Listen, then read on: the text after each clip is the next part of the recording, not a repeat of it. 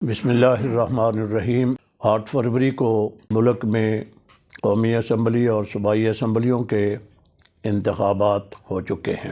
Result بھی قوم کے سامنے آ چکے ہیں۔ تفصیلی بحث کا وقت نہیں ہے۔ جیتنے والے ہرا دیے گئے، ہارنے والے جیت گئے، یہ بھی قوم کے سامنے آ چکا ہے۔ اس وقت جیتنے والی جماعتیں حکومت بنانے کے لیے ایک دوسرے کے ساتھ مذاکرات جاری رکھے ہوئے ہیں۔ ہماری دعائیں ہیں اللہ کرے ایسے حکمران آئیں جو ملک کے لیے، ملک کے اداروں کے لیے، ملک کی عوام کے لیے مفید ثابت ہو سکیں۔ اس وقت میں پی ٹی آئی کے منتخب ہونے والے قومی اسمبلی اور صوبائی اسمبلی کے ممبران سے مخاطب ہوں۔ اب سے میں نے یہ کہنا ہے، پاکستان واضح اہل سنت والجماعت آبادی سے تعلق رکھنے والا ملک ہے۔ کوئی حلقہ ایسا نہیں ہے جہاں اہل سنت کے تعاون کے بغیر کوئی صوبائی اسمبلی کا یا قومی اسمبلی کا ممبر منتخب ہو سکے۔ پی ٹی آئی کے جتنے قومی اسمبلی اور صوبائی اسمبلی کے ممبران منتخب ہوئے ہیں، ان تمام کو واضح اکثریت اہل سنت والجماعت کے لوگوں نے ووٹ دیا اور وہ کامیاب ہوئے ہیں۔ میں اس کامیابی کے اوپر تو انہیں مبارکباد دیتا ہوں، مگر مجھے بڑا افسوس ہوا جب میں نے یہ پڑھا اور دیکھا کہ پی ٹی آئی وحدت مسلمین کے پلیٹ فارم سے آنے والے وقت کی اپنی سیاست کرنا چاہتی ہے۔ یاد رہے، وحدت مسلمین وہ جماعت ہے جو متبادل ہے سپاہ محمد کا۔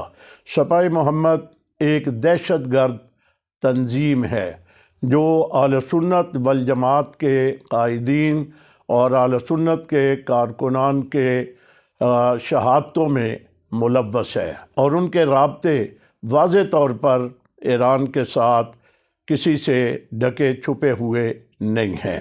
اور وحدت مسلمین کا دستور جو ہے، اس کے جو شقے ہیں، ان میں بھی واضح طور پر یہ بات ہے کہ وہ پاکستان میں انقلاب ایران کو لانا چاہتے ہیں، اور خمینی کے افکار ان کے دستور کا حصہ ہے۔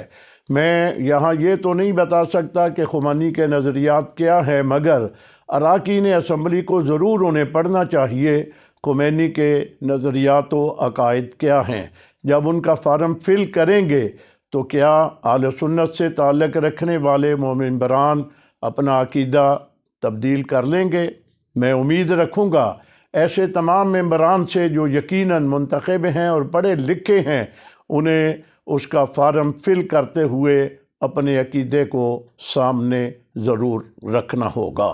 میں واضح طور پر انہیں کہنا چاہتا ہوں، قوم نے تمہیں منتخب کیا ہے، تم کسی فرد واحد کی بات مان کر کے اپنے نظریات و عقائد کو تبدیل نہ کرنا اور اپنی آخرت کو برباد نہ کرنا۔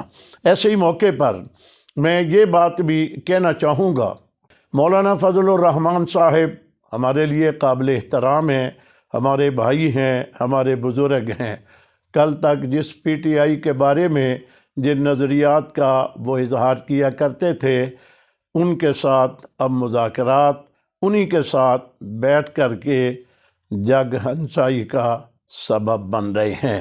میں ان سے بھی کہنا چاہتا ہوں، کل تک جن لوگوں کو تم یہ کہتے تھے یہ ملک کے بھی دشمن ہیں، نظریات کے بھی دشمن ہیں اور اداروں کے بھی دشمن ہیں، اور 9 مئی کے واقعات کا بڑا کھل کر کے سارے اظہار کر رہے تھے، آج انہی کے ساتھ بیٹھ کر جب مذاکرات ہوں گے، صرف اپنی سیاست بچانے کے لیے ایسا کیا جائے گا، شاید قوم اس کے اوپر صرف افسوس ہی نہیں کرے گی، کوئی اور الفاظ بھی استعمال کرے گی۔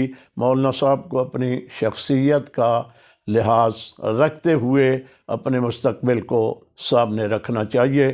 اللہ تعالیٰ ہمارے ملک کی بھی حفاظت فرمائے، ملک کے اداروں کی حفاظت فرمائے، ملک کے رہنے والے عوام کی حفاظت فرمائے۔ السلام علیکم ورحمۃ اللہ وبرکاتہ۔